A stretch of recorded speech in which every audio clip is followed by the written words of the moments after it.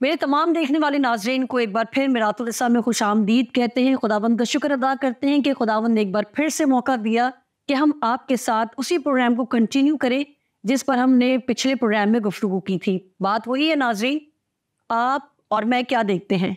बहुत कुछ देखने के हवाले से हमने सीखा और बहुत खूबसूरत कलाम मुक़द्दस में से बाबरकत गुफ्तगू हमने की, सुनी, और मेरा ईमान है कि आप सब ने बहुत बरकत पाई होगी। मैंने तो पाई है। अगर आपने पाई है तो प्लीज़ हमें ज़रूर आगाह कीजिएगा। और अगर कोई ऐसी बात है जो आप समझते हैं कि खुदा ने आपके जहन में डाली है, ये कोई उलझन है, कोई भी सवाल है, तो प्लीज़ आप हमें ज़रूर बताएं। इस प्रोग्राम के इख्तिताम में सारी डिटेल्स आपकी स्क्रीन पर नुमाया होंगी। हम आपके कमेंट्स के मुंतज़िर रहेंगे। फिर से आगाज़ करते हैं और सिस्टर को वेलकम करते हैं। Thank you sister, thank you so much कि आप हमारे साथ मौजूद हैं। थैंक यू शहीना, खुदावन का शुक्र है कि अब हम इसको आगे लेके जाएंगे। और जिस तरह पहले प्रोग्राम में हमने बातचीत की, अब हम इसको मज़ीद और अच्छी तरह से सीखेंगे और खुदा हमें मज़ीद बरकत देगा। आमीन आमीन। सिस्टर, हमने लास्ट प्रोग्राम में यिर्मयाह नबी के ऊपर बात की थी कि खुदा ने उसे किस तरह से बुलाया और उसने किस तरह से बचने की भी कोशिश की कि खुदावन मैं तो बच्चा हूँ, मैं नहीं कर सकता। मगर बच्चे अक्सर बड़े बड़े काम कर जाते हैं और आजकल के बच्चे तो बहुत बड़े बड़े काम कर रहे हैं। तो मैं चाहूँगी सिस्टर और कलाम में से कोई ऐसे रेफरेंस और कोई ऐसी आयत। जी शहीना, मेरे पास पैदाइश की किताब उसका 13वां बाप है। और 13वें बाप पे जिस तरह से हम जानते हैं कि बाप अब्राहम और लूत के और उनके नौकरों के दरमियान में लड़ाई झगड़ा होना शुरू हो गया है। और बाप अब्राहम कहते हैं कि देख, हमारे और हमारे नौकरों के बीच में लड़ाई झगड़ा जो है वो अच्छा नहीं है, तो तू सब कुछ तेरे सामने है और तू उसको चेक कर ले, तू कहाँ पे जाना चाहता है। तो हम पढ़ेंगे 13वां बाप उसकी 8वीं आयत से। आप पढ़ेंगे? मैं पढ़ जी आप प्लीज़। तब अब्राहम ने लूत से कहा कि मेरे और तेरे दरमियान और मेरे चरवाहों और तेरे चरवाहों के दरमियान झगड़ा ना हुआ करे, क्योंकि हम भाई हैं। क्या ये सारा मुल्क तेरे सामने नहीं? सो तू मुझसे अलग हो जा। अगर तू बाएं जाए तो मैं दाहिने जाऊंगा, और अगर तू दाहिने जाए तो मैं बाएं जाऊंगा। तब लूत ने आंख उठाकर यरदन की सारी तराई पर जो ज़हीर की तरफ है नज़र दौड़ाई, क्योंकि वो इससे पेशतर के खुदावन ने सदूम और अमूरा को तबाह किया।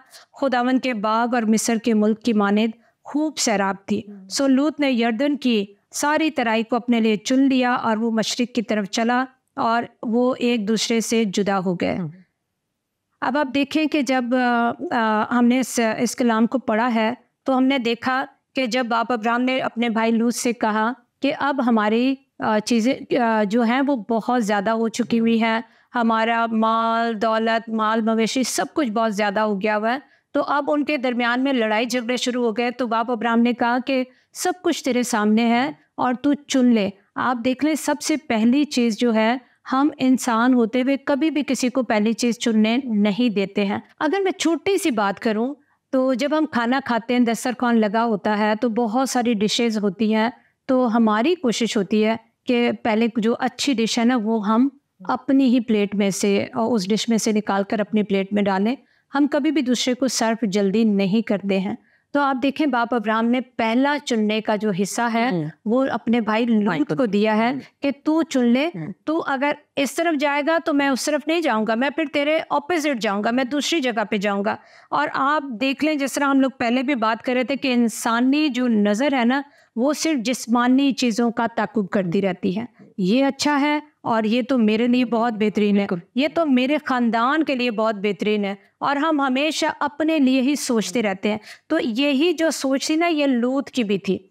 और उसने आप देखें, लिखा कि यरदन की सारी तराई पर, ठीक है, उसने नज़र दौड़ाई और जो अच्छा हिस्सा था ना वो उसने चुन लिया। तो लूत को जो उसने चुना था वो उसकी आंखों को अच्छा लग रहा था, वो उसको लग रहा था कि ये तो मेरे क्या, ये तो मेरी नस्लों तक के काम आता रहेगा। लेकिन अगर वो ईमान की आंखों से देखता तो ज़रूर है कि जब हम बाबरकत लोगों के साथ रहते हैं तो शहीना, जो बरकतें हमारे मेंटोर के अंदर होती हैं, जो हमारे रूहानी माँ बाप के अंदर होती हैं, जो हमारे खादिम के अंदर होती हैं, वो हमें ट्रांसफ़र होती हैं। अगर वो बाप अब्राहम के साथ, पहले तो मैं यही चीज़ कहूँगी कि इतना टाइम वो रहा है तो उसने ना तो उनका सब्र सीखा, ना उनका ये देखा कि वो किस तरह से खुदा के साथ उनका ताल्लुक है। क्योंकि जब आसमानी बाप ने बाप अब्राहम को आवाज़ दी तो उस वक्त तो वो जानते भी नहीं थे कि ये कौन सा खुदा है। क्योंकि वो जिस खत्ते से ताल्लुक़ रखते थे और जिस बुत परस्ती से ताल्लुक़ रखते थे, तो उनको तो बड़ी सोच चाहिए थी, बड़ी देखने के लिए चीज़ें चाहिए थी कि मैं अपने बाप का ये सब कुछ छोड़कर, बिज़नेस छोड़कर अगर मैं चला जाऊंगा तो मेरे साथ होगा क्या। लेकिन आप देखें कि ईमान की दौलत से बाप अब्राहम भरे हुए थे, तभी तो उनको ईमानदारों का बाप कहा जाता है। मगर आप देखें लूत इतना टाइम बाप अब्राहम के साथ रहा, लेकिन उसने वो चीज़ नहीं सीखी कि सेक्रीफाइस करना नहीं सीखा, उसने देना नहीं सीखा। उसने देखा ये चीज़ ज़बरदस्त है और मैं इसी तरफ की तरफ हो जाऊं, क्योंकि वो आँखों को भली लगती है। तो आँखों को सारी अच्छी चीज़ें भली लगती हैं जो लग रही होती हैं कि ये तो ज़बरदस्त, कोई हीरा है, कोई सोना है, कोई चांदी है, कोई ज़बरदस्त अपॉर्चुनिटी है, तो ये मुझे और मेरे घराने को मिले। तो उसने अपने लिए वो कुछ चुन लिया जिसके बारे में उसको पता नहीं था कि ये होगा क्या। तो तभी तो खुदावंद कहता है कि ईमानदार जो है ना, वो ईमानी आंखों से देखे, वो रूहानी आंखों से देखे। अगर उसका खुदा के साथ ताल्लुक होता तो वो इस चीज़ को देख लेता, वो इस चीज़ को चेक कर लेता। और अगर उसका रूहानी रिश्ता बाबा अब्राहम के साथ होता तो भी खुदा उसको दिखाता। जिस तरह आप देख लें कि वो कलाम में लिखा हुआ है कि खुदा कहता है कि जब तक मैं अपने नबियों पर जाहिर ना कर लूँ, मैं कुछ करता नहीं हूँ। तो इसी तरह जब खुदा ने सदोम और अमोरा को तबाह करना था, बर्बाद करना था, तो वो बाप अब्राहम को कह रहे हैं। ठीक है, तो अब जो लूत है उसने आंखों देखी पे भरोसा किया और वो आंखों देखी पे ही चलता रहा। फिर आपके सामने है सब कुछ। जिस तरह कलाम में लिखा, पहले भी मैंने इस वर्ष की दोहराई की, ये वर्ष मुझे बहुत पसंद है कि जो दौलत खुदावंद देता है ना, तो वो उसमें दुख नहीं मिलाता। अगर ये दौलत, ये जगह खुदा की तरफ से होती तो लूत बर्बादी की तरफ कभी भी ना जाता। ठीक है, और जब आप देखें कि खुदावन ने जब बाप अब्राहम को कुछ देना था, बाप अब्राहम पहले कह रहे कि मैं तो मेरे पास तो कुछ भी नहीं है, मैं तो ऐसे ही चला जाऊंगा, बे औलाद ही चला जाऊंगा। लेकिन आप देखें खुदावन ने कहा, आगे चल के हम इसकी तिलावत भी करेंगे क्योंकि बड़ी खूबसूरत वर्स है। तो मैं पहले लूत को थोड़ा सा बयान कर लूँ कि लूत ने क्या चुना और उसकी ज़िंदगी में क्या हुआ। जो वो बाप अब्राहम के साथ चला, मैं समझती हूँ अगर वो अपने घर में ही रहता तो ज़्यादा बेहतर था। क्यों? बिल्कुल, अगर सारी जर्नी उनकी देखी जाए तो अगर वो घर में ही रहता तो ज़्यादा अच्छा था। मगर कहीं ना कहीं हमारी भी गलती हो जाती है कि खुदा बुला हमें रहा होता है तो हम कहते चल शहीना तू भी चल, चलो सिस्टर रुबीना आप भी चलें जी आप भी चलें, तो हम उनको ले लेते हैं। तो जब खुदा का मंसूबा उसके लिए नहीं है ना, तो फिर वो बीच रास्ते में आके तबाह और बर्बाद हो जाएगा। ये नहीं था कि लूत खुदा का बंदा नहीं था, वो खुदा के बंदे के साथ भी रहता था, खुदा का बंदा भी था। लेकिन कुछ चीज़ें हम अपने लिए ऐसी सिलेक्ट कर लेते हैं। आप देखिए, अगर मैं आज अपनी मसीह नौजवान बेटे और बेटियों की तरफ बात करूं, तो वो कुछ ऐसी सिलेक्शन कर लेती है जो उनकी आंखों को बड़ी भली मालूम होती है कि ये तो मेरे लिए ज़बरदस्त है, ये तो अमीर आदमी है, ये तो मेरे माँ बाप को भी पाल लेगा, ये तो मेरी बहनों को भी पाल लेगा। वो सब कुछ कर लेता है, मगर वो कब्जा कर लेता है आपके पूरे घराने पर, आपकी पूरी निजात को बर्बाद कर देता है। वो आपको कहाँ पे ले जाता है आपको समझ में नहीं आती है। ये आंखों देखा जो उसने देखा, तो हमारी निगाह माजी पर ज़्यादा रहती है, हमारी निगाह जो ना मुस्तकबिल को ज़्यादा नहीं देखना चाहती है। हम कहते हैं वो तो खुदा के काम है, वो हम कैसे करते हैं। लेकिन मेरे आज का किया हुआ काम जो है, बात जो है, सोच जो है, वो मेरे कल पे इफ़ेक्ट करती है। बिल्कुल, मेरा आज का जो फैसला है वो मेरे कल पे जाके कहीं ना कहीं वो मुझे प्रॉब्लम देगा, वो मुझे नुकसान पहुंचेगा। आज लूत ने जो देखा, उसने कहा ये ज़बरदस्त है, ये तराई वाली जगह है। और कब वो उस जगह में, उस गुनाह में, जबकि वो बेचारा गुनाहगार नहीं था, मगर वो जगह ऐसी थी कि उसने उसका सब कुछ बर्बाद कर दिया। आगे चल के आप देखें कि खुदा ने उसकी नस्ल को, जो उसकी बेटियों से पैदा हुई, खुदावन ने लानती करार दिया कि 10 पुश्तों तक वो खुदा की हजूरी में नहीं आ सकते थे। कि आपका एक गलत फैसला जो है आपको कहाँ से कहाँ पर पहुंचा देता है और कहाँ से कहाँ तक गिरा देता है। आप अपनी नज़र में ही शर्मिंदा हो जाते हो। और आप देखें, जिस तरह लिखा होता है बहुत सारी किताबों में, मैंने भी पढ़ा है कि पहाड़ से गिरा हुआ शख्स शायद बच सकता है, लेकिन नज़रों से गिरा हुआ ना, वो बचता नहीं है, वो बड़ी मुश्किल में आ जाता है। जबकि उसकी ये सब कुछ उसकी बेखबरी में हुआ, लेकिन एक फ़ैसले की वजह से हुआ कि उसने वो चुन लिया जो खुदा की तरफ से नहीं था। उसने खुदा पे भरोसा नहीं किया। जिस तरह बाप अब्राहम ने खुदावन पे भरोसा किया और वो खामोश रहा, उसने कहा पहले तू कर ले और फिर मैं इसको वो करूँगा। फिर हम आगे देखते हैं कि खुदावन ने किस तरह से बाप अब्राहम से बात की। और फिर 14वीं आयत में लिखा है, और लूत के जुदा हो जाने के बाद खुदावन ने अब्राहम से कहा, अपनी आँख उठा और जिस जगह तू है वहाँ से शुमाल और जनूब और मशरिक और मगरिब की तरफ नज़र दौड़ा, क्योंकि ये तमाम मुल्क जो तू देख रहा है मैं तुझको और तेरी नस्ल को हमेशा के लिए दूंगा, और मैं तेरी नस्ल को खाक के ज़रों की मानंद बनाऊंगा, ऐसा कि अगर कोई शख्स खाक के ज़रों को गिन सके तो मेरी नस्ल भी गिन ली जाएगी। उठ इस मुल्क के तूलो अर्ज़ में सैर कर, क्योंकि मैं इसे तुझको दूंगा। और अब्राहम ने अपना डेरा उठाया और ममरे के बलूतों में जो खबरून में हैं जाकर रहने लगा और वहाँ खुदावन के लिए कुर्बानगाह बनाई। मगर आप देखें आगे ही लिखा हुआ है कि खुदावन उसको कह रहा है तू अपने खैमे में से बाहर निकल। जिस तरह अगर हम शुरू की तमीद पर चले जाएं तो हम वही कुछ देखना चाहते हैं, मगर खुदा हमारी तबीयत से वाकिफ़ है। खुदा जानता है कि इंसान ज़्यादा से ज़्यादा अगर वो मुझे कहेगा ना कि ऊपर देख, तो मैं ऊपर देखूंगी तो मैं क्या देखूंगी, मुझे तो छतें नज़र आएगी ना, या ये बत्तियां नज़र आएंगे। मगर खुदा कहता है बाहर निकला तो फिर ऊपर देख, अपनी सिचुएशन से बाहर निकला, अपनी बातों से बाहर निकला। हम देखने की कई हालतें हैं, मगर हम हमेशा जब खुदा की तरफ हम उस वक्त देखते हैं जब हम सारी हालतें आजमा चुके होते हैं, सारे पड़ोसी, सारे रिश्तेदार, सारे ताल्लुकात आजमा के जब थक हार जाते हैं, जब हमें खुदा की आवाज़ भी समझ नहीं आती, क्योंकि इंसान की एक कैपेसिटी है देखने की भी और सुनने की भी। तो जब ये तरोताज़ा हो, जब ये खूब ताकत में हो, तभी हमें खुदावन की बातों को सुनकर उस पर अमल कर सकते हैं। वरना हमें वो भी लगता है कि ये शायद ख्वाब है, या फिर जिस तरह वास की किताब में लिखा है कि ज़्यादा खाने की वजह से हमें रोएं भी आती हैं, हमें बहुत सारी बातें भी आती हैं और हम समझते हैं ये भी शायद खुदा की मर्ज़ी है, ये भी शायद खुदा की मर्ज़ी है। लेकिन खुदा चाहता है कि हम अपनी सारी सिचुएशंस में से बाहर आएँ, खैमे से बाहर आ जाएँ, कंफर्ट जोन में से बाहर आ जाए। अपनी वो जो हमारे बाप दादा की बातें हैं, हमारे बाप दादा की जो भी उन्होंने हमें सिखाई हुई थी बातें कि ऐसे करोगे तो ऐसा होगा, ऐसे करने से वैसा हो जाएगा, खुदा चाहता है हम इन बातों से बाहर निकलें और कलाम की तरफ तवज्जो करें, क्योंकि कलाम में लिखा है जो कलाम पर तवज्जो करता है वो भलाई को देखेगा। बाप अब्राहम को खुदा का कलाम याद था, खुदावन के कलाम पे वो तवज्जो करता था, इसलिए उसने सही जगह को चुना। उसने अपने चुनाव पर नहीं, उसने खुदा पर भरोसा रखा। और आप देखें खुदावन कह रहा है मैं जो तुझे दूंगा ना वो तेरे लिए नहीं, वो तेरी नस्लों के लिए भी। तभी तो आज हम जब जब दुआ करते हैं बाप अब्राहम के खुदा, इसहाक के खुदा, याकूब के खुदा, तो क्या वो मेरा और आपका खुदा नहीं है?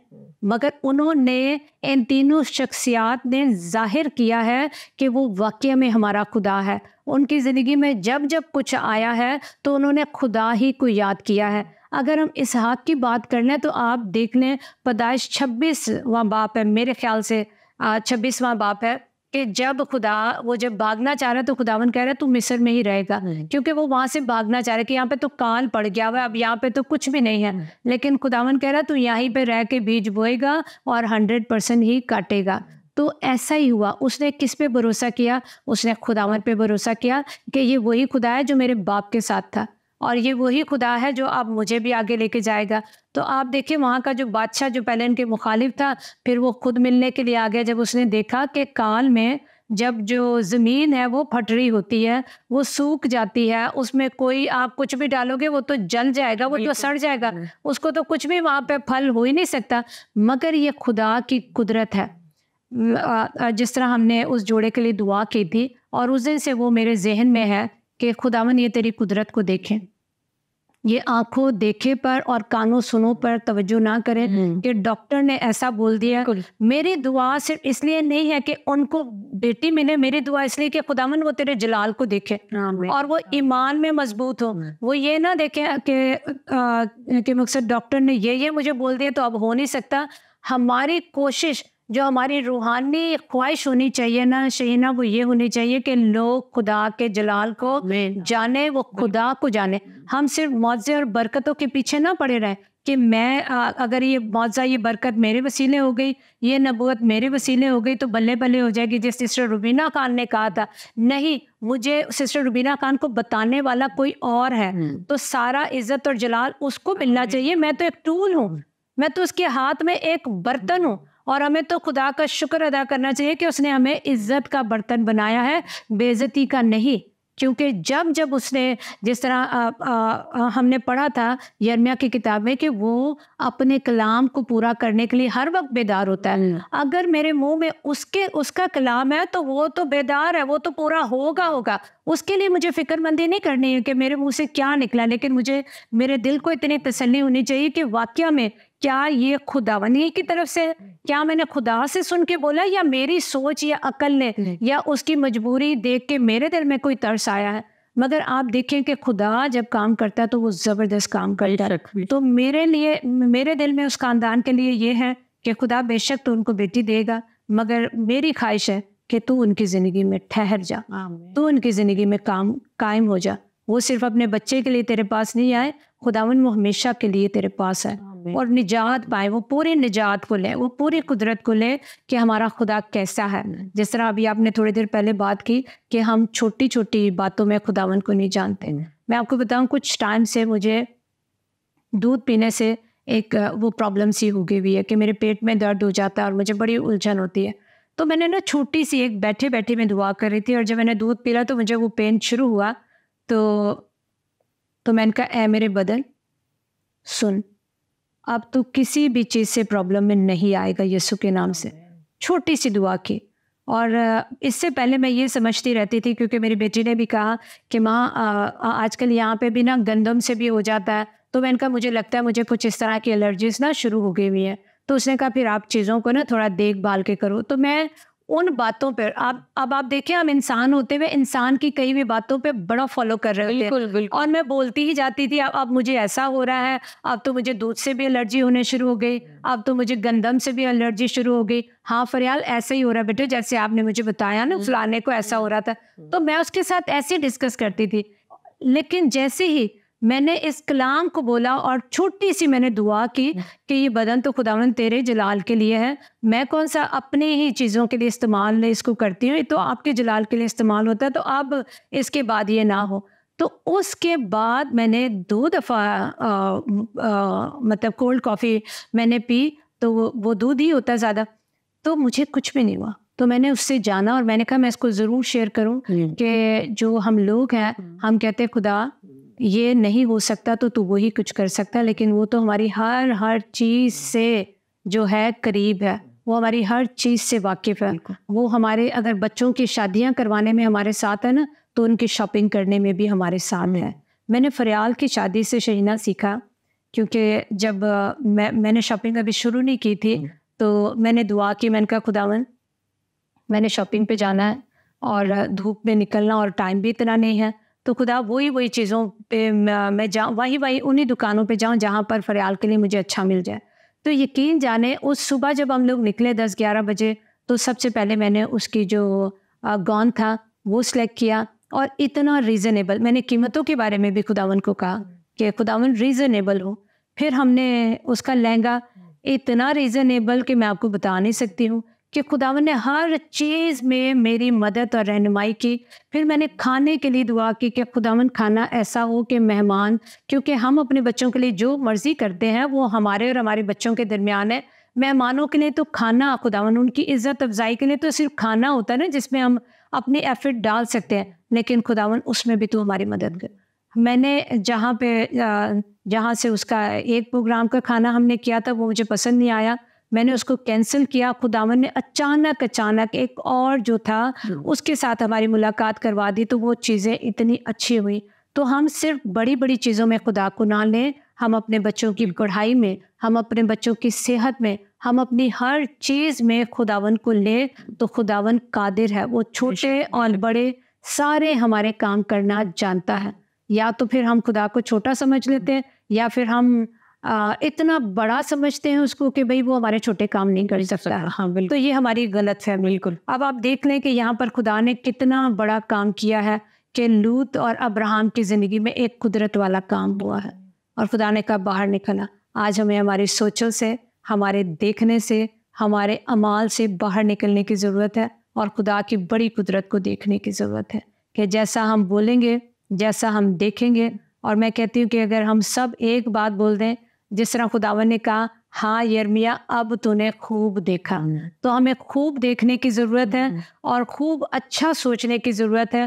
तभी वो हमारे ख्यालों से, हमारी बातों से, हमारी हर चीज़ से बढ़कर काम करेगा। और ये जो वर्ड आपने कहा ना, खूब देखा, अब ये खूब जो है ना, ये अनलिमिटेड है बिल्कुल। और खुदा चाहता है कि हम बहुत अच्छा देखें और बहुत सारा देखें। और अक्सर सिस्टर, हम घर में भी अगर चाहे कोई भी फैमिली मेंबर हो, अगर उसने बहुत अच्छा काम किया है या बहुत ज्यादा उसने काम कर लिया है, मतलब जैसे उसने कभी नहीं किया हो, तो हम कहते हैं क्या खूब काम किया है तुमने, कितना सारा तुमने काम कर दिया। तो ये वर्ड जो है ना, ये आपकी लिमिटेशन को एक्सीड करता है, इसको बढ़ा देता है। तो खुदा जो चाहता है ना, वो सिर्फ यही नहीं चाहता कि आप आज का सोचें या आने वाले कल का सोचें। खुदा चाहता है कि आप आगे लॉन्ग टर्म तक, बहुत दूर तक, बहुत सालों तक का सोचें और बेहतरीन सोचें, खुदावन के साथ रहते हुए सोचें। सिस्टर, अगर इस खूब को थोड़ा और हम बढ़ाएं तो इस पर आप कुछ कहना चाहेंगी? खूब जो है ना, मैं कहती हूँ खूब का मतलब है, खुदा ने जब यिर्मयाह से कहा ना अब तूने खूब देखा, ठीक है, वहाँ पे अब नहीं लिखा, ये अब मैंने उसमें एडिशन की है कि खुदावन ने उससे खुदा कह रहा है कि अब तूने मेरी तरह देखा।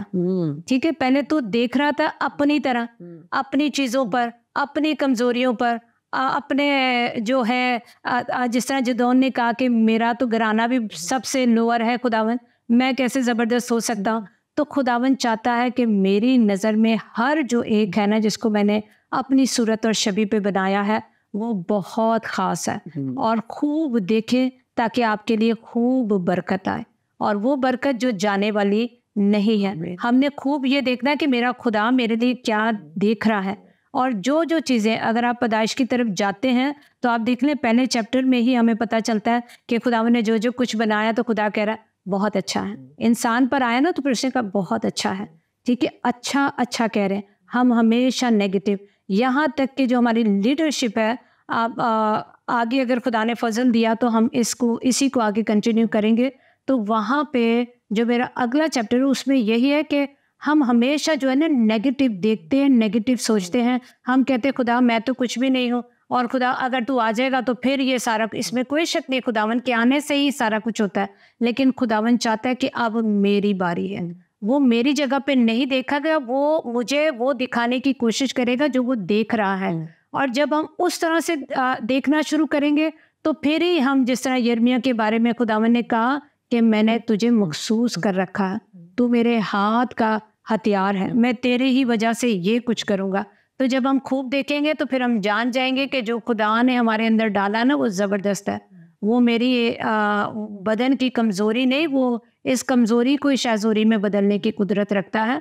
तो प्लीज़ खूब देखें, अच्छा सोचें और अच्छा कहें, सिर्फ अपने लिए नहीं, दूसरों के लिए भी। Thank you sister, thank you so much. अभी आप कुछ खादमीन की कुछ बात कर रही थी, तो पिछले प्रोग्राम में भी मुझे एक बात याद आई थी। थोड़ा सा टाइम है तो मैं ज़रूर उसको शेयर करूँगी।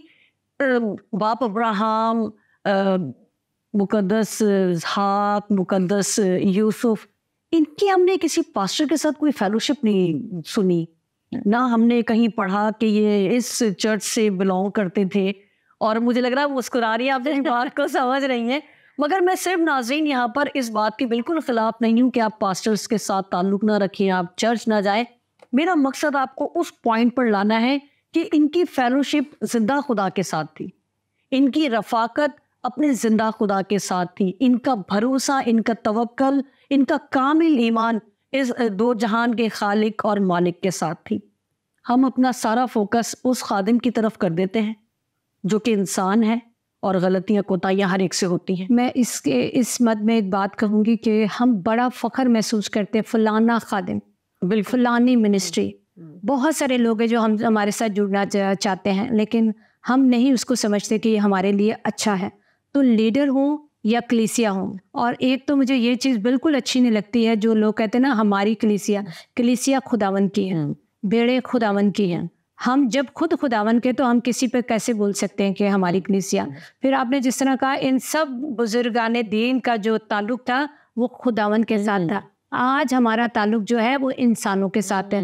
बेशक वो खुदावन ने हमें दिए हुए हैं, और मैंने हर किसी के बारे में, बहुत सारे लीडरशिप है हमारे यहाँ पे जो खुदावन के कलाम को तो थोड़ा सा टाइम देंगे, लेकिन तारुफ करवाने में इज्जत महाब और फलाना महाब और पता नहीं क्या क्या सारे टाइटल जब तक वो बोल ना दें वो बात को ख़त्म नहीं करते। लेकिन जहाँ पर आता ना कि अभी कलाम शेर होना है, आप देख लें, शादी हो, फंक्शन हो, कोई भी हो, अगर मैं क्यों ना हूँ, मुझे भी सुनने को मिल, सिस्टर जी कलाम बस थोड़ा सा दीजिएगा, सिस्टर जी छोटी सी दुआ, ठीक है। तो जो चीज़ आपको कामयाब करना है, जिसने, आप देखें इसहाक ऐसे नहीं बन गया, उसने खुदावन के कलाम को फॉलो किया, बीज वो, अगर वो देखता, उसने अपनी तरफ नहीं गौर किया, उसने जिंदा खुदा की तरफ गौर किया कि ये वही खुदा है जो मेरे बाप के साथ चल रहा है, जिसने मेरे बाप की ज़िंदगी में काम किया वो मेरी ज़िंदगी में भी काम कर रहा है। आज मुश्किल ये है कि हम देखते हैं ज़मीन तो बंजर है, खुदा यहाँ तो पानी भी नहीं आ रहा, और अगर पानी कोई आ भी रहा है वो तो नमकीन पानी है, तो मेरी फसल को जला देगा, मगर हम खुदा की बात पे भरोसा नहीं करते। इसलिए नाकामयाबी है, इसलिए नेगेटिविटी ज़्यादा है कि हमारा ताल्लुक इन बुज़ुर्गों की तरह खुदा के साथ नहीं है, बड़ी बड़ी मिनिस्ट्रियों के साथ है। और एक और बात है सिस्टर यहाँ पर कि हम अक्सर खादमीन को शुक्रगुजारी या हदिये देकर, और ज़्यादा हदिया देकर, समझते कि अब हमारे लिए बड़ी दुआएं करेंगे और हम मतलब सेट हो जाएंगे, या इस प्रॉब्लम से निकल जाएंगे, या ये इशू हमारी लाइफ से चला जाएगा। मगर हम ये भूल जाते हैं कि वो उस पेन के साथ दुआ नहीं करेगा जो पेन आप खुदा को दिखाएंगे। मगर हम अपना फोकस, वो सारे खादमीन जो मेरे इस प्रोग्राम को देख रहे हैं, मैं आप सब की किसी तरह से भी मुखालिफ नहीं हूँ, मैं सिर्फ अपने नाजरीन को, अपने उन तमाम लोगों को ये बताना चाहती हूँ कि आपका फोकस खुदा की जिंदा ज़ात होनी चाहिए, ना कि कोई इंसान। और खुदा जिस तरफ आपको ले जाए उस तरफ जाइए, चाहे वो कोई खादिम ही क्यों ना हो, चाहे वो कलीसियाई मेंबर ही क्यों ना हो, या शायद वो घर पे बैठा हुआ कोई आम इंसान हो सकता है जिसकी फेलोशिप किसी के साथ नहीं है। मेरी रिक्वेस्ट है कि अपनी फेलोशिप इंसानों से ख़त्म कीजिए और खुदा के साथ जोड़िए, फिर देखिए खुदावंद आपको कितनी बरकत देते हैं और क्या कुछ आपके लिए नहीं करते जो आपने शायद कभी ना देखा हो, और फिर से देखना शुरू करें। इजाज़त दीजिए इसी दुआ के साथ कि खुदावंद हमें देखना सिखाए रूहानी आंखों के वसीले से। खुदा हाफिज़।